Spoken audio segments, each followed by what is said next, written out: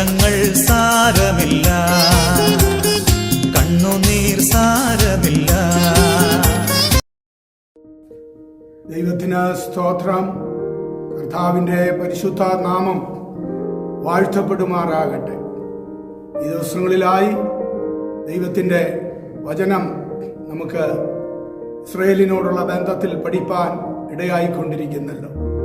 കഴിഞ്ഞ ദിവസം പാശ്ചാത്യ പൗരസ്ത്യ ശക്തികൾ തമ്മിൽ ഇനി ഉണ്ടാകേണ്ടുന്ന മൂന്നാം ലോകമഹായുദ്ധത്തെക്കുറിച്ച് അല്പമായിട്ട് നമുക്ക് ചിന്തിപ്പാനിടയായി.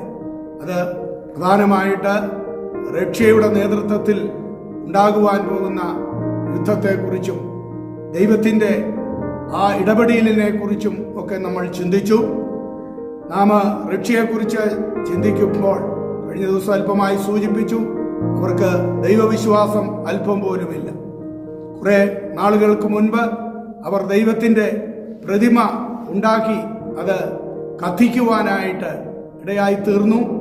മാത്രമല്ല, മിക്കവാറും എല്ലാ രാജ്യങ്ങളും മാതൃരാജ്യമെന്ന് പറയുമ്പോൾ അവർ പിതൃരാജ്യമെന്നാണ് പറയുന്നത്.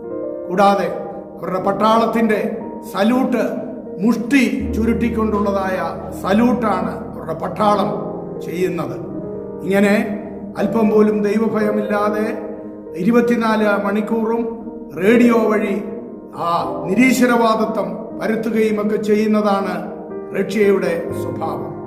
1973 ഇസ്രായേലിന് എതിരെ ഉള്ളതാകുന്ന യുദ്ധം നമുക്ക് കാണുവാനായിട്ട് കഴിയും.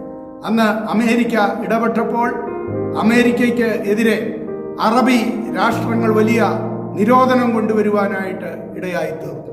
അവര് എണ്ണയ്ക്ക് ഏതാണ്ട് ഒരു വീപ്പയ്ക്ക് $34 ആ സന്ദർഭത്തിൽ വില വർദ്ധിപ്പിച്ചത് എന്ന് കാണുവാൻ കഴിയും. സൗദി രാജാവ് വേണ്ടി വന്നാൽ $100 വരെ ആക്കുമെന്ന് അന്ന് ഭീഷണിപ്പെടുത്തിയത് നമുക്ക് കാണുവാനായിട്ട് സാധിക്കും. ആ സന്ദർഭത്തിൽ അമേരിക്ക, ജർമ്മനി, ഫ്രാൻസ്, ജപ്പാൻ എന്നീ രാജ്യങ്ങൾ അവർ പ്രത്യേക എണ്ണ പാടങ്ങൾ കണ്ടുപിടിക്കുകയും ഉൽപാദനം നടത്തുകയും കൂടാതെ സോളാർ, മറ്റേ ന്യൂക്ലിയർ, കൽക്കരി ഈ ധാതുക്കൾ കൊണ്ട് അവർ ആ പരിഹാരം കണ്ടെത്തുകയും ചെയ്തത് നമുക്ക് കാണുവാനായിട്ട് സാധിക്കും.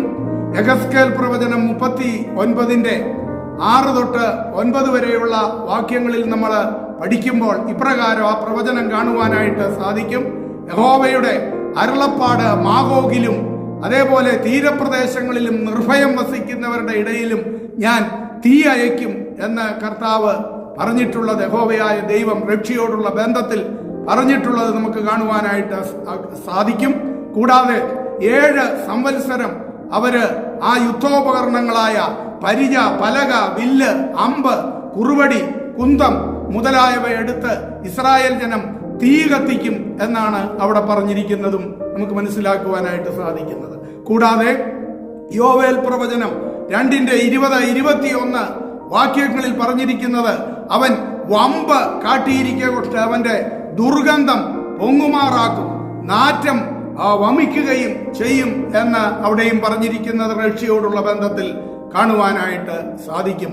നാം ഒന്ന് ഓർക്കണം, ഏതാനും ചില വർഷങ്ങൾക്ക് മുമ്പ് വരെ അടിമ ചന്തയിൽ അവരെ വാങ്ങുവാൻ ആരുമില്ലാതെ നിന്നിരുന്ന യഹൂദന്റെ സ്ഥിതി മാറി അവൻ ഇന്ന് ലോക രാജ്യങ്ങളിൽ ഒന്നാമത്തെ നിലയിലേക്ക് ഉയർന്നുകൊണ്ടിരിക്കുന്ന അനുഭവമാണല്ലോ നമുക്ക് കാണുവാൻ കഴിയുന്നത്.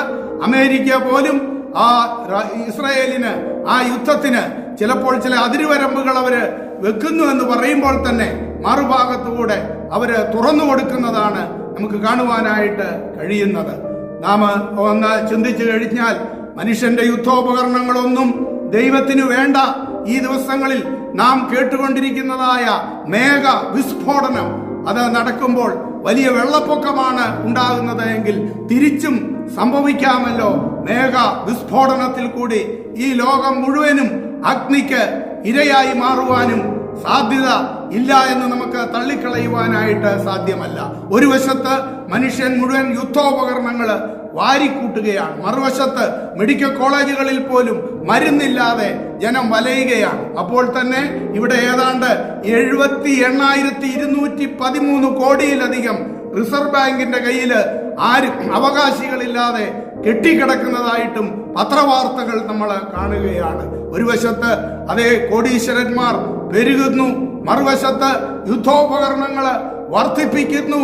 അപ്പോൾ തന്നെ മരുന്നിന് പോലും നിർവാഹമില്ലാതെ അനേകർ നമ്മുടെ ആശുപത്രികളിൽ പിടഞ്ഞു മരിച്ചുകൊണ്ടിരിക്കുന്ന ചരിത്രവും നമ്മൾ കണ്ടുകൊണ്ടിരിക്കുകയാണ്. ഇതെല്ലാം നമ്മെ വിളിച്ചറിയിക്കുന്നത് ഒരു മൂന്നാം ലോകമഹായുദ്ധത്തിന് വേണ്ടി മനുഷ്യൻ കോപ്പ് കൂട്ടിക്കൊണ്ടിരിക്കുന്നു. അതേ കഴിഞ്ഞ ദിവസങ്ങളിൽ ഞാൻ ഓർമ്മപ്പെടുത്തിയതുപോലെ എത്രയും വേഗം കർത്താവായ യേശു ക്രിസ്തു തന്റെ രാജ്യം സ്ഥാപിക്കുവാൻ ഇറങ്ങി വരുന്നതിന്റെ മറ്റൊരു ശബ്ദങ്ങളാണ് നാം കേട്ടുകൊണ്ടിരിക്കുന്നത് എന്ന പ്രവചനത്തിൽ കൂടി നാം വിസ്മരിക്കാതെ വണ്ണം ദൈവത്തെ ഭയപ്പെട്ട് ദൈവകൽപ്പന അനുസരിച്ച് ജീവിപ്പാൻ ഏവർക്കും ഇടയായി തീരട്ടെ. അടുത്ത ദിനങ്ങളിലും നമുക്ക് തുടർമാനമായി ചിന്തിക്കാം. ഏവരെയും കർത്താവായ യേശു ക്രിസ്തു അനുഗ്രഹിക്കുമാറാകട്ടെ. ആമേൻ. ആർക്കും ഞാൻ നിർഭയനായി പാടും ഞാൻ സ്തുതിഗീതങ്ങൾ.